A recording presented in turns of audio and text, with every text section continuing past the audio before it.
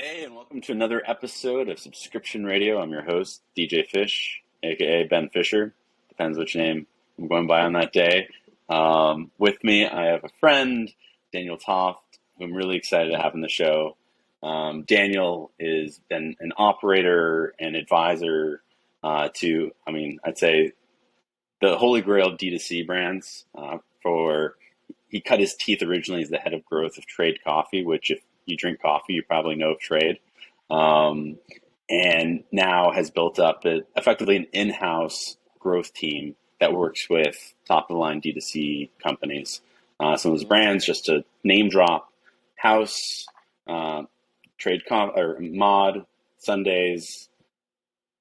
I'm having trouble. Amra, is that how you pronounce it? Armra, yeah. Amra, yeah. And also Superhuman, which is really interesting because they're straight up SaaS, not D2C, which is one thing we'll talk about in the show. Yeah. Anything else you want, or any other brands you want to mention that I either mispronounced or Uh, didn't mention? there's a ton that I love that we Yeah. work with, but I'll refrain from mentioning all of them just because I can't Okay. mention all of them. Good problem to have. Um, Awesome. And I will say, like, full disclosure, you also invested in Rodeo. So, again, super happy to have you on the show. And part of the reason why, uh, you know, the way that you and I first met was when I was working on an earlier product around driving repeat purchases at the time called One Click Pony, Yeah. which we, incorporated into Rodeo, and you and I got to know each other a bit. And so, both very part of the reason I love you is that you're one of the smartest people in growth, and selfishly wanted you a part of our ride. So I thank appreciate you. that. Yeah, no, Um, I'm happy to be a part of the journey. cool. And actually, one other thing I wanted to add was that I know that you donate a percentage of profits to a number of nonprofits from the agency, like the Southern Poverty Law Center, and now I thought that worth saying because that's super cool, and one of the only companies in our space that I've seen actually specifically call that out and do it. So I guess the first question I'll open up with is, like, what subscriptions do you have? As someone Mm, who works with all these brands, I know you just had a baby in March. What yeah.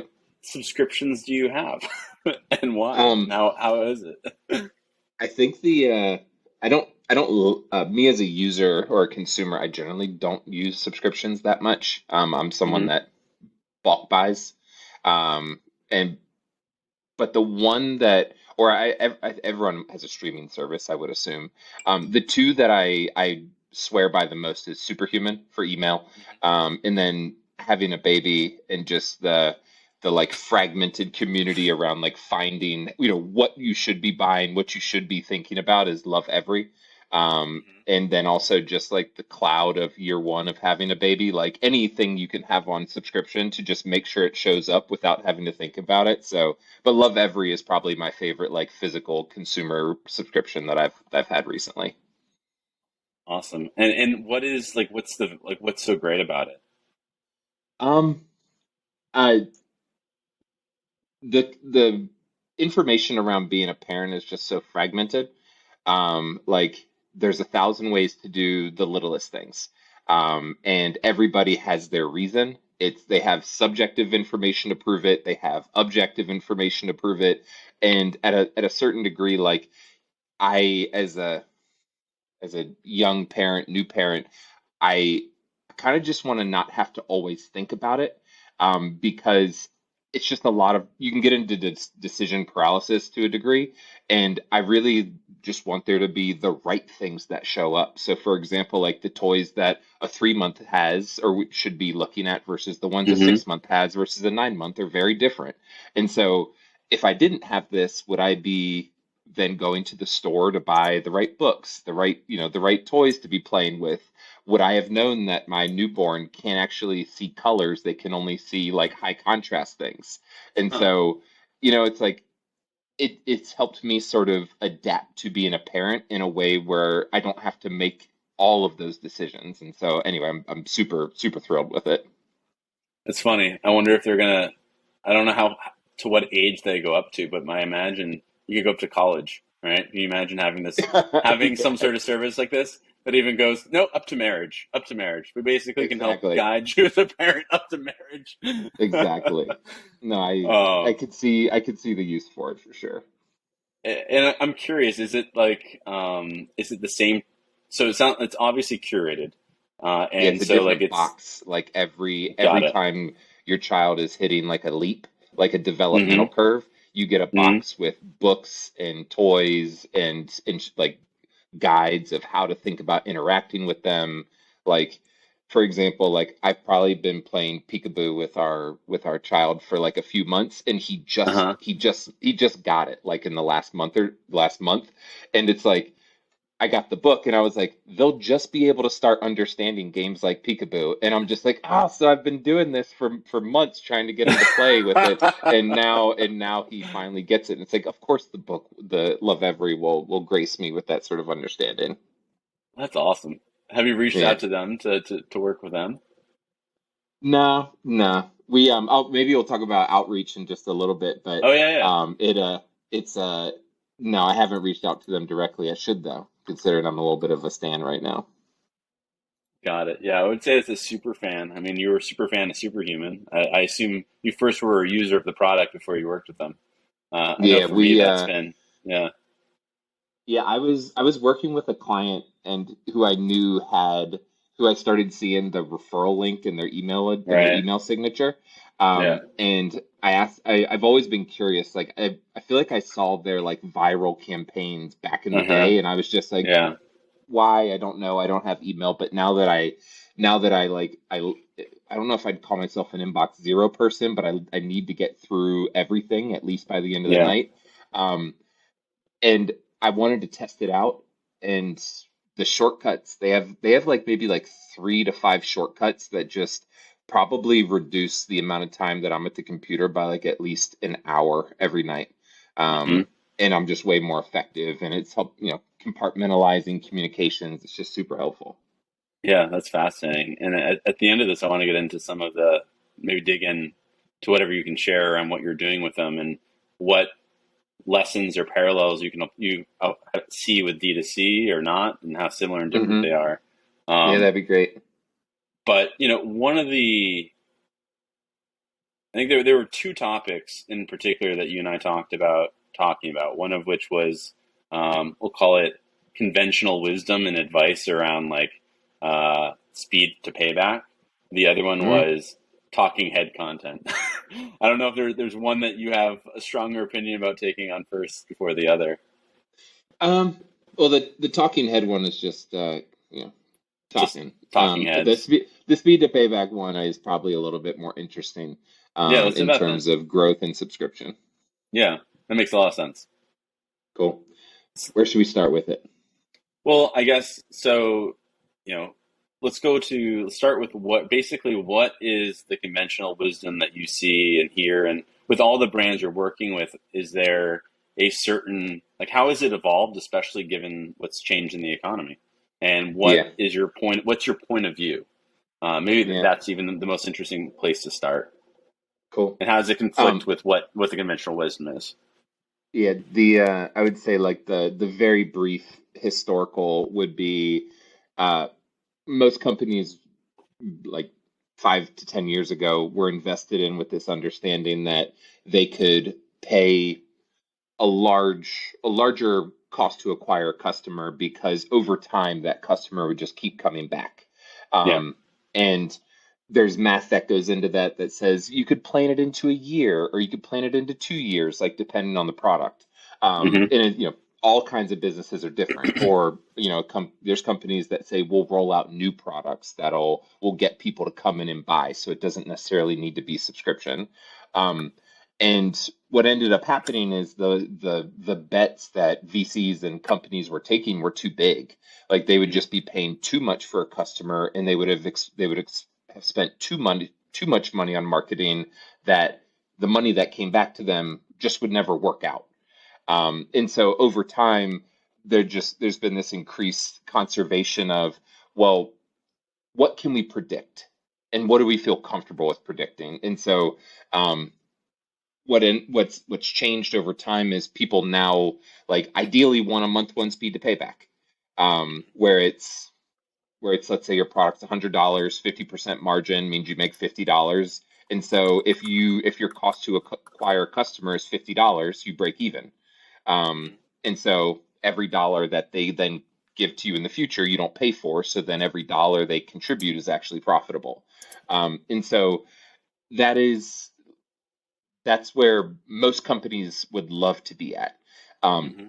the the constricting factor of that is that it requires you to have a CAC that's profitable, which based on the market, based on your margin, based on a lot of different things, is really tough to do. It's really tough to break even or even better on order one. We have a number of clients that do, and I'm super proud of it, but we also have clients that need to grow and have predictive enough retention that they can stretch their speed to payback to like month 2 or 3, and in some cases even month 6, and they have the right cash flow and they have the right predictive measures to be able to withstand that. And so that I think that's probably the my opinion on it is like how confident are you in your speed to payback?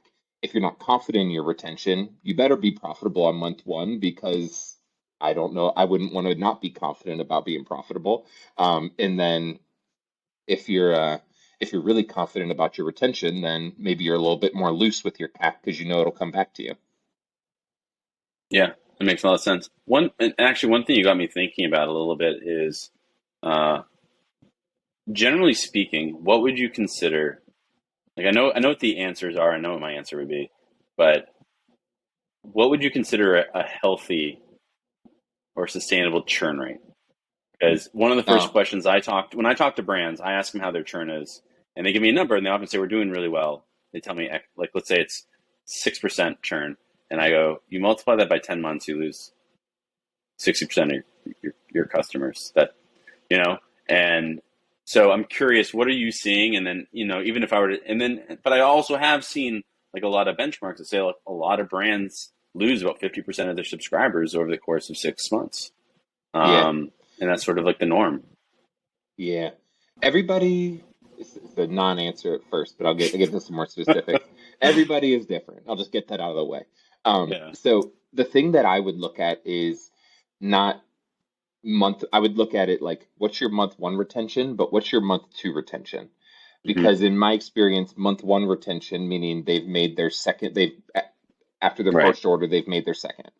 And if your month one is when you usually expect the biggest drop off. And Hmm. so what that is usually dictated by is like who's in that customer, who like what kinds of people are you bringing in, or Hmm. two, how good is your actual product Yeah. as a subscription product. And so let's put those things on the table, and then month two indicates, is it actually sticky, in my opinion, Hmm. because you've Hmm. basically filtered through all the bullshit where it's Yeah. like get all the marketing out of the way, all the promotional strategy stuff. And so what we like to see is like by month two, you want at least 90% of people sticking around, at least. Hmm. Because that means that whatever size cohort you've brought in is probably going to retain at about a 90+% each cohort going forward. Because because those are the people that are worth keeping around. And so so month one we see people that are like as low as 15% churn in month one, but then each cohort afterwards is like only like 5%. Got it. um and then we see people that are like 70% churn in month one, but then they're like 90, they keep people like 90% of that cohort around. So it just depends by the kind of product and promotional strategy, and then it does the product actually make sense as a retention as a subscription product. Yeah. And I mean, I think the other variable there even too would be velocity of spend, right? Because we talked about, Mm, at least in B2B SaaS, it's expansion revenue. I think in the context of D2C, it effectively is LTV. And so are your customers spending more money faster over time, by cohort? Or because you're only going to, in terms of like net customers, you're not going to have an expansion of number of customers by a cohort because you have a certain number of customers in the cohort, but yeah. what you would might look at would be, how much, what's average spend and frequency and other metrics related to that around like health Yeah. of the cohorts that you're acquiring.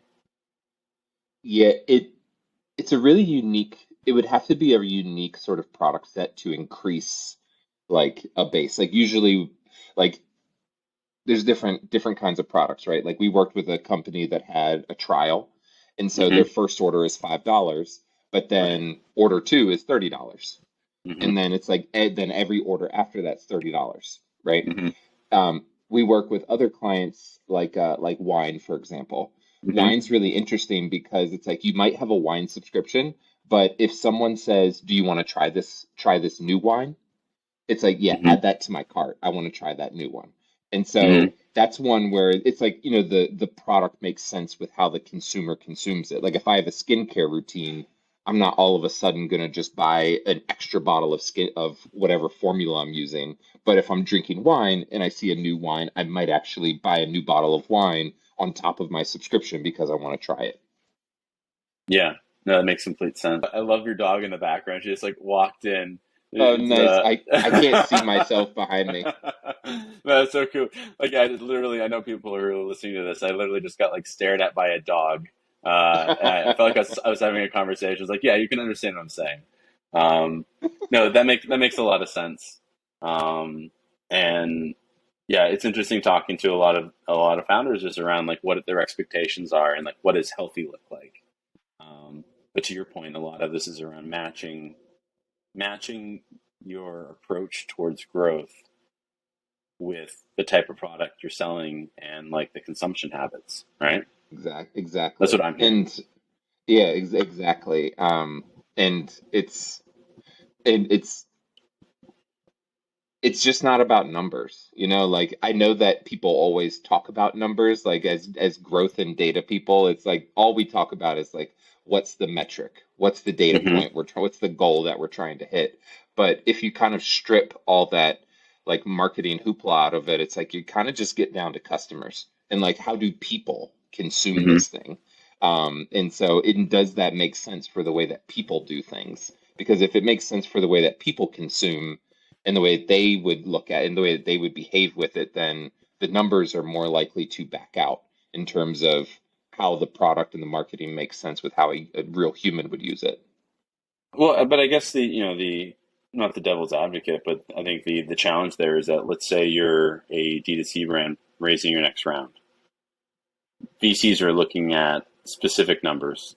Um, I've heard, I'm familiar with a number of different sort of metrics that they'll look at. But it sounds to me like more what you're talking about is telling a story, explaining here's why the numbers that we're using make sense or the way that we're looking at our business. And it's not just Mm, about saying, hey, it's just churn. It's about talking about the nuance of, you know, retention after month two. Or I don't know, like I'm curious, how would you, as a founder, given sort of like your framework in your outlook around growth, explain the decisions and like the numbers that you're saying to an investor who might be coming at this from I'm looking at monthly recurring revenue and cohort retention. yeah. Um, it's different at different stages, like depending on what you're trying to prove out.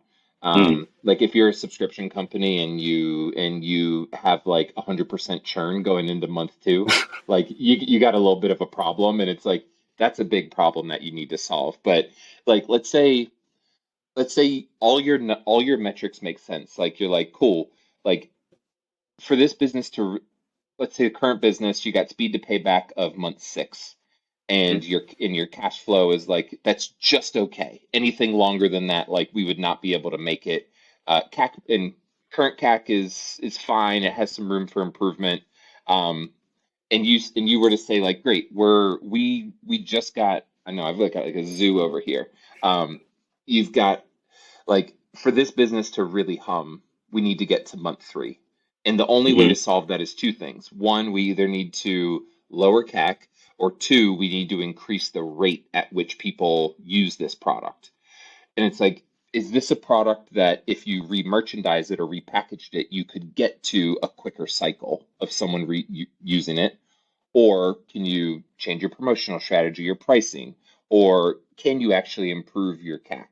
And so if you were a founder going to actually talk to someone, it's more about identifying the levers that you have to improve what is in front of you. Because what's in front of you is what's in front of you. Like you don't like you can't just change it. And so it's Mhm. just a matter of like putting all your cards on the table and being like, you know what, this product, people aren't actually going, like we can't repackage this. Like people are only going to buy this once a month and they're not going to buy it twice a month. Mhm. And so then what are we going to change? Can we change our pricing? It's like, yeah, but there's some volatility in conversion rate with that. Okay, well, maybe we increase our promotional offer to improve our CAC. It's like, yeah, but that might also increase your breakage on month one retention. And so the question is like, where are you going to place your bets and what do you have the most confidence in to improve those metrics? So what I would say is like, if you have a lay of the land of like what your benchmarks are around CAC, month one retention, month two retention, what your margin profile is, like then you have data to know which one is potentially the one that you can improve the most. And so if you were to go and talk to a VC or anyone that you're looking to get investment from, then that's the narrative. Like the narrative is about the potential, not about what the problem is, in my opinion. Mhm. And so because the problem is the thing that you're hoping to fix with the investment, I would assume. And that way Right. you can sort of unlock another level of growth. Yeah, and to your point, it depends on, are you at seed, Series A, Series B, Z, Yeah, or exactly. pre-seed, right? Um, no, that's interesting. Do you like have any anecdotes or like a specifically interesting say growth challenge or anecdote that you had with a brand where it's like this thing's gnarly, and I hate because I hate speaking in the abstract, right? Like it's helpful for us to talk about these concepts, but I think part of what's really interesting is digging into like anecdotes and like Hmm. what was the challenge ahead of in front of you, and was there anything specific that was even counterintuitive that you learned through trying to break through and solving this challenge? Mm. Um, And I Give know me a I'm putting you second. on the Just spot. no, you're good. I'm trying to. I'm like deep in 2023 planning, Hmm. and so I can actually let me talk to some of the stuff. Like I put a client we Yeah. work with now. So we have a client right now. We like we've taken them from spending roughly like 20 to 50K a month in media spend, barely profitable on first order, to spending upwards of like 500 to 750K a month in media spend, still profitable on first order. Hmm. Something I'm super proud of, except that it's a subscription product Hmm. and they're profitable on first order, which is killer. However, the thing that is like, as you could imagine, is their sort of like thing to untap is retention. If Hmm. they can, if like they have like a certain churn in month one Hmm. and then a certain churn in month two, and if we could increase the number of people that stick around after month one, all their down funnel cohorts just continue to make more sense. They increase their cash flow. It increases the ability for them to then go invest in new customers. And if their month one retention improves, then their speed to payback improves, which means their CAC target can raise. And if their Hmm. CAC target raises because of that confidence, then you can spend more. And so that's like one anecdote that we're working on now, where it's like all signals for this business say that it's going in the right direction, and they haven't even paid attention to retention yet because of how things have gone so well on the new customer front. And Hmm. so, and to dig into that, it's it starts with customer research. Like it's Hmm. not like it's not like we're going to change. Like sure, we might add a feature or we might do something that improves it, but it's like if you have that many people in your base, they can just tell you what they need to stick around. Like it, and so that's the anecdotally, that's probably the ones that like one that I'm really interested in is new customer growth has been moving, and we still haven't dug into all the customer research side of things that could tell us how we could improve retention that could then turn into ways to amplify the new customer growth side again. Yeah.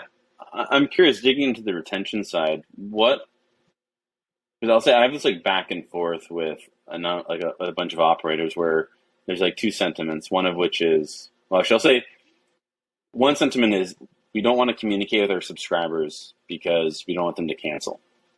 All right. As someone who subscribes to a lot of products, that drives me insane because as a consumer, a lot of it for me, the it's around consumer experience and Yeah. communicating to me like you're not going to trick me. You might trick me, but then I'll have a bad customer experience, which maybe I would have spent more there. I guess what I'm curious to understand is what is your stance or some of the lessons you've learned around like communicating with subscribers and doing it in a way where it doesn't just result in churn. I mean, I know that maybe that's even a stacked question, but I'll leave it open ended. Yeah. Um, I understand why people would feel the way that you communicated, where it's like we don't want to do it because we don't want to mess things up. Right. Um, but I would say that people feel the same way about any time they put a message out into the world, where it's like we don't want to put this message out into the world because we don't want our brand to be associated with that. Hmm. They like want to be very controlled. And so like there's so many people out in the world, and if you have a decent number of subscribers, like you just choose a group and then you use that group to signify what the larger group means. And so, sure, even if you have 100 subscribers, like taking 5 people, and if you think they're representative of the base, it's like, let's say 5 of those people were pissed off that you happen to care about them. It's like that's not like if those 5 people walked away, you still got more people to go talk to figure out what they're what is the larger problem. So what I would say is like it's all upside. Like if you're growing a business, like it's all upside. It's all potential. It's all things that you need to figure out. And don't treat everyone so precious because if you can figure out the problems of a subset of people, and it's like it all compounds on one another if you can actually figure it out. And so it's just go for it. Don't wait. Yeah. I mean, I think that, the exact communication or the specific communication that I hear is upcoming order reminders, where there's Mm. whether or not to send it over Oh, I was SMS. thinking about research. Sorry, I wasn't thinking Oh about no! like, Oh no! No, I wasn't. I was referring purely to communication around like upcoming order oh, reminders, things related to their subscription that remind them that they have a subscription, and mm, often can result uh, oh yeah. in Oh yeah, this is cancellation. why you and I got in touch. Yes, Yeah, yes. So that. yeah. So 100%. So it again, in my opinion, people not wanting to do that is them worried about the numbers more than they're worried about the customers. Hmm. Um, because if you remind someone and they don't need it, and you delight them, and they say pause for a month, and then they get it back going, and then maybe you have a customer research person say, or a customer experience person reach out to them and say, "Hey, we've noticed that you've paused twice in the Hmm. last 6 months. Can we update your subscription cadence to actually reflect Yeah. so you don't have to change it?" It's like you have then gone above and beyond their expectations. And if you versus what's the other side where it's like you tell someone their subscription comes and they cancel it right then. They were going to cancel once they got the product anyway, and they realized they didn't want it. And so Right. it's like you're not, you're not in the business of spamming people, and so you're in the business of delivering products when people need it. And so why would you not anchor on that? Yeah. Well, I think a lot of it's rooted in fear, Yeah, and as much as any one of us would say, obviously, I want people to want my product, but I think there's also well, if my investors see my subscriber count go down, that's scary, right? And it's yeah, like a weird thing because I think you have to have a really strong point of view around the consumer experience to kind of that philosophically outweigh that because to your point, it makes sense why people would be wary of doing it. but I'd say again, as someone who's a subscriber to a lot of products, if you don't find, if I feel, if you're not reminding me through some sort of channel, ideally SMS as well as email, um, I actually don't want the like click one to do this, click two to do this, because I think that it actually makes it a bit too robotic. Like I would actually, I mean, I could be wrong there, but like as of like my own experience, it's like I much rather end up being in like basically have an app like experience, but you need to remind me Yeah, so that I know it's coming because maybe I'm exactly. traveling and the worst experience is Yeah, to feel like I'm wasting money. And but the yeah. argument is I often have heard is well the math makes sense. Like that's the argument I hear is the math makes sense. Of course, it's just not. It's just like, I mean, it's it's usually, if you need to paw in my experience, like if you're pawing to numbers that much, it means that you're just building in the wrong direction for the long haul. And Yeah. sure, I've been a part of businesses where like it's all numbers. We're trying to eke margin out of literally everything, and Hmm. like sure, you can see growth, but there's I don't know, it lacks a little bit of soul to me that I really like seeing in businesses. Yeah. Yeah. Um, yeah, oh, you mentioned I talked about Love Every earlier. The other one that we subscribe to around here is Farmer's Dog, as my dog walks out of the screen. Yeah. And the reason that I like their reminders is because their product takes prep. It's heavy to ship and it needs like packaging to keep it cool. So it takes preparation. Yeah. And if you don't change it 2 weeks before it's shipped out, then it goes to the wrong place. And I've been traveling before and didn't change it, and Hmm.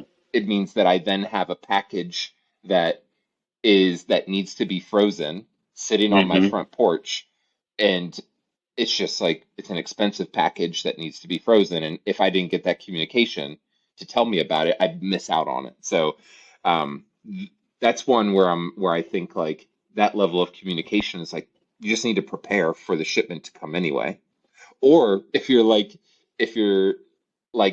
like me, a new parent who forgets a lot of things, suppose I have a subscription and I'm at the store and I'm like, do I need that? And I completely forget that I even have a subscription for like I'd never buy a subscription deodorant, but Uh-huh. if maybe we could talk about that products that shouldn't be subscription ever. But the Yeah.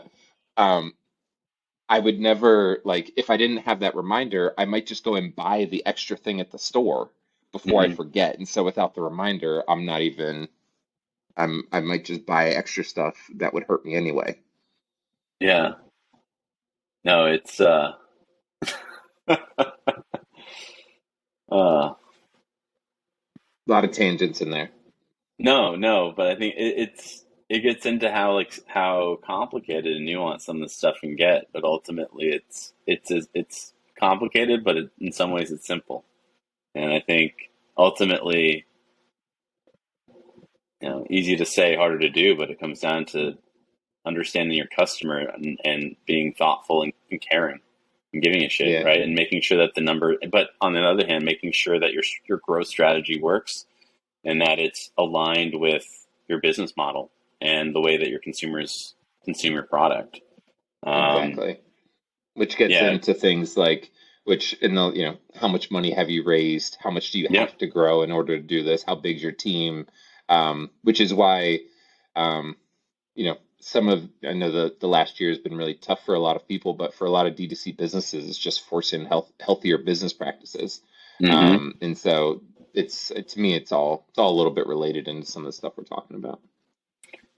I remember there was going back to what you were just saying. I remember from our very first conversation when you and I were geeking out around um, basically different ways of providing flexibility of reordering without Mm, canceling and pausing. Because one of the things I remember you told me uh, was if you can get someone to buy like 2 days earlier, or if you can start getting cohorts of people buying 2 days earlier rather than canceling, or if you can get like 10% of a cohort buying 2 days earlier, the compound effect of that could like I might be exaggerating. I'm going back to like my recollection of our conversation years ago. But it's it's like probably you like could three like double years ago. profits. Yeah, Yeah, yeah, yeah, like 3 years ago, you could double your revenue if yeah, you just get people buying one day earlier. And I think because like one thing I'm actually really interested in is like no brand that I've spoken to really knows how many of their customers are pausing, are skipping. They don't know people who are consistently pausing and skipping. And I think that's the funniest and almost like most misleading things around this idea of a subscriber is that a subscriber in D2C is not a SaaS subscriber, where you generally can't skip a month of. I was recently told you can skip a month of Netflix. I think most of us don't think of it because the price point's so low. But in D2C, people skip all the time and they'll pause all the Yeah. time. And so when you report you have 100,000 subscribers, and if your average order value is, let's say, $10, are you really making $1 million a month? No. And then, so where are the opportunities in looking and investigating? Like, who are the people who are habitually skipping or pausing, and like, why is that? And is there a better way to serve that customer? Like, I'm curious, Yeah. is that something that comes up for you in your work? Um, it does when when we have more subscription businesses, Hmm. or like intense subscription businesses, like trade. You know, it's coffee. You know, the behavior is so repetitive. You got large Hmm. cohorts of people. The price point's really approachable. I mean, relative. If you're into specialty coffee, it is, but um, like that sort of nuance of the experience. Like people drink coffee every single day. Hmm. And so it's so repetitive. Whereas most subscription products, like supplements, people take every day. But to me, it gets harder when the predictability of the behavior is harder to identify. Like for example, washing your hair. Hmm. Everybody And washes that their was the hair on a first different example you cadence. gave me when we spoke Yeah, however many years ago. yeah. It's like some people wash once a week, some people wash every day. Like it's just hard to predict. And so if you're a company that sells shampoo or conditioner, how do you predict that? And so that's something where yeah, that's one where it's hard to predict, but you're talking more about specific behaviors, which led me before I started going on that tangent about your reporting stack. Yeah. And so it's if you're a more developed company in terms of your reporting capabilities, like if your stack is Recharge, Shopify, and GA in terms of reporting, like you're probably not going to understand who those people are. Hmm. You're just going to look at your metrics all blended together and not know anything about it. And so, more advanced solutions for reporting are generally what's necessary because you need a reporting system or a subscription system that can pull out those insights and Hmm. can just give them to you because you then need those systems to be able to communicate with you and with your customers based on their behavior and be Hmm. automated ideally. And so that's the first thing that I think about after is if you're stacked and how you're stacked can help you identify who those people are so you can treat them differently. How have you seen brands do that? Because I think one of the conversation, like one interesting insight I've had in building Rodeo is from day one, we're like, we're not going to do analytics because companies have raised tens of millions of dollars just to do analytics, subscription Yeah, analytics. Like, we yeah, don't want to fracture ourselves. Instead, we need to focus on integrations and making the data available. What I've realized is subscription analytics tools, they don't have a, they don't reflect a lot of the concepts that happen in a subscription lifecycle, whether it's a pause or like for us, some of our own like proprietary events that happen. And so what's ended up happening is we've actually had to build out and get deeper into the analytics side. But I've been thinking more and more around like, what is the best solution without fragmenting a brand's data so that they're having to look in a bunch of different places. Um, and so I guess the question is, what have you seen brands do that has seemed like sort of like the best solution to be able to extract insights like what you're talking about of, okay, let's find the people who are repeatedly skipping or cancel or repeatedly like resuming. Like, yeah. well, as you know, subscription businesses on Shopify are just generally tough from Mm, a tech perspective. to manage and like have everything speak to one another. When I have seen businesses do it like at scale, they've generally built custom solutions, like things where their dev team built it on their own, so that their CM, their customer management system can, or CRM system can identify the behavior and then make sure that that flows into certain levels of communication or something like, cool, we saw that you paused, you get a specific communication, or we Right. saw that this person paused and this is their second time, so therefore a customer service person is going to email them directly. And Yep. so do you have like most people, I would say more advanced companies or bigger companies that have figured some things out do it custom. If Hmm. you are a smaller company, you are generally doing it ad hoc, and probably doing it on like a weekly or monthly basis where you're like actually exporting groups of people and uploading them to segments and trying to save them.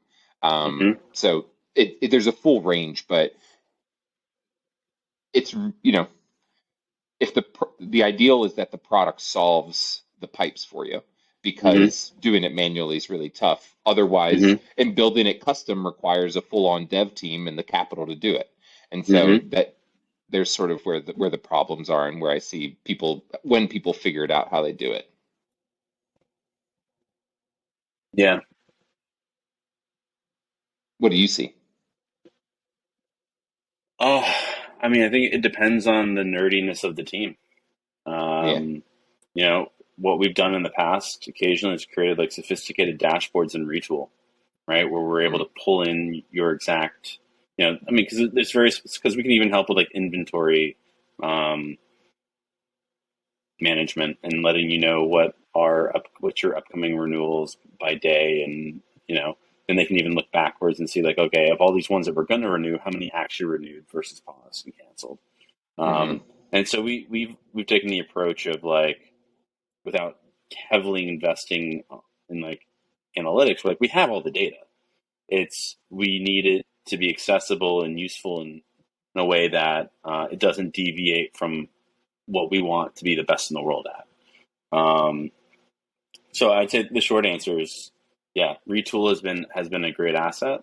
Um, but that won't give you like cohort analysis. That won't give you like more of those subscription specific numbers you want. That's where you'd use a product like Peel, for example. Mm, Um, but like with but then Peel, that reflects basically like what are all the different things that all the subscription apps report, and it really does focus on like the typical KPIs and like digging mm, into what's the first product someone purchased and like what was retention based off first product. It does not get at all into how often do people skip or what events happen. Um, so I think as you were speaking, a few things that came to mind were, yeah, using the product to solve some of those things. So for example, one example you gave is if someone consistently skips, the product, you don't necessarily need an analytics tool. What you need instead is an event to trigger in Klaviyo yeah. to trigger to identify this person as someone who's at risk, or even in Shopify, add a tag to the customer, right? Yeah. Like there's different ways of approaching it that aren't we'll call it an analytics tool. Mm, Because ultimately it's about solving the problem, not about building a full blown BI tool that, once you start adding stuff onto it, it also becomes impossible to use for the yeah. normal person, because it's like, what's the job to be done? Mm, Um, yeah, so I would say, yeah, that's the best answer I have. And I think it really, especially given what you said, I think it does come down to understanding what are they trying to do with that information, and how important is it to yeah. understand that information in aggregate Yeah. versus understanding it when it happens. Yeah. Yeah. Or if you're or and or both, where Right. you need to understand the size of the problem, potential problem, and is what you're doing to address it effective. Yep. Yep. Cool. Yeah. Well, awesome, man. I want to be. I mean, I think we've covered a lot of different topics in this, and I want to respect your time. I'd say anything that we haven't talked about that you do want to talk about. I know Um, we didn't get into superhuman at all. I don't know if you have like a couple yeah, minutes that you just want to say maybe what you're doing with that and similarities and differences to yeah. D2C. Let me talk about the similarities and differences. So in uh, something that D2C businesses, they talk about landing pages a bunch, and they talk about CRO some, like actual like through the funnel optimization, Hmm. promotional strategy testing.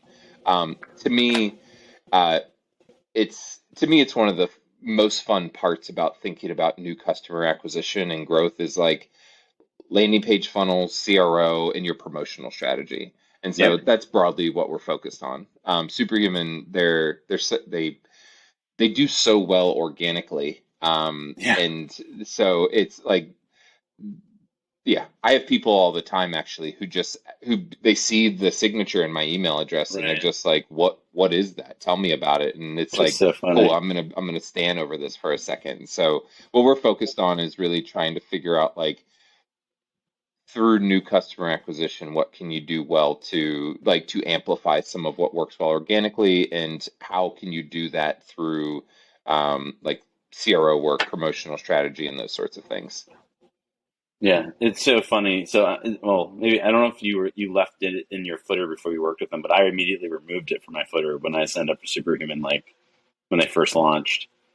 Um, I think I have in the past, but for some reason I think it came back. I swear I removed it too. Um, but yeah, you one thing I didn't actually touch on is like the D2C link. So yeah. we like a lot of businesses reach a cap or a plateau, Hmm. let's say, and Yeah. they need to figure out what the next step is for growing. And a lot of businesses look to they look to other marketing channels, they look to a variety of things to grow. But a lot of times in my experience it has to do with your like your page speed and the messages you Hmm. show people and how you warm them up to the product, or is the order of the product that you're showing to people what makes sense. And like you might say like for a product that has like a 1 day consideration cycle that's only like $50, is that really needed?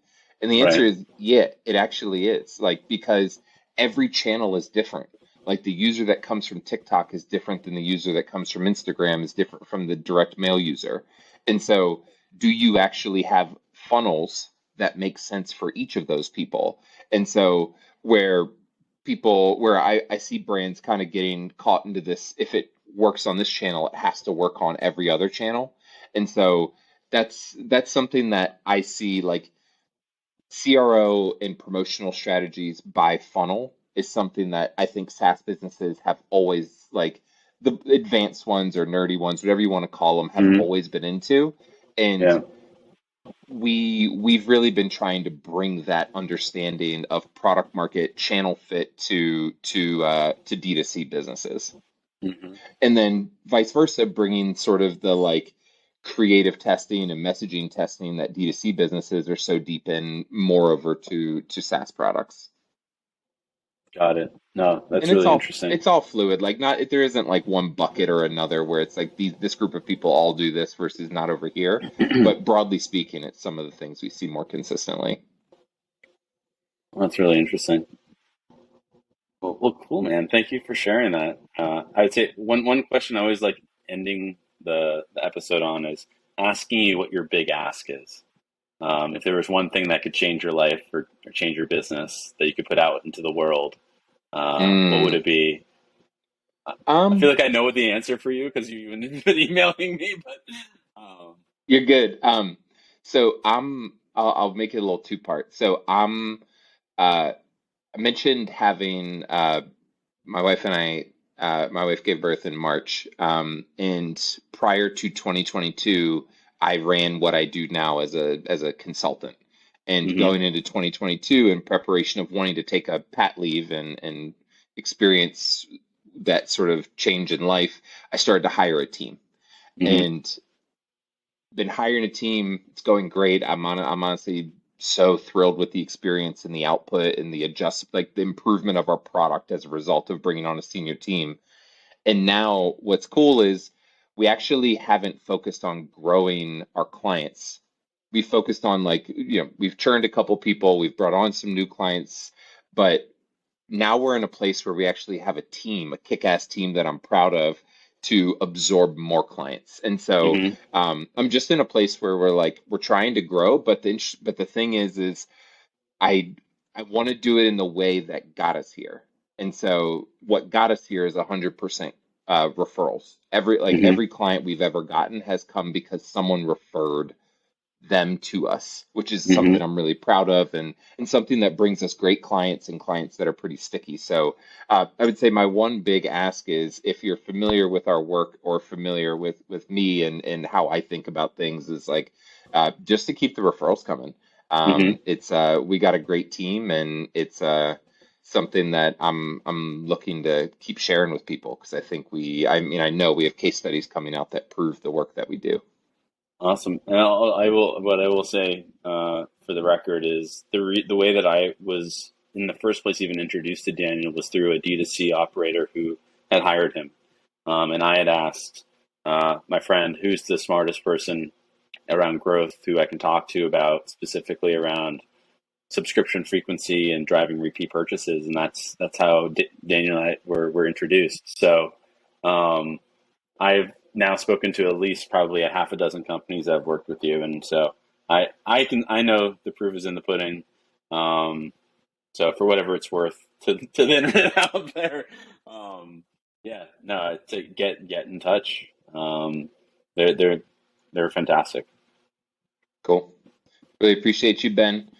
You too, man. And let me know how I can support with anything you guys are working on. Absolutely will. All right, internet. Have a great evening or morning, depending on when you're listening to this. Over and out.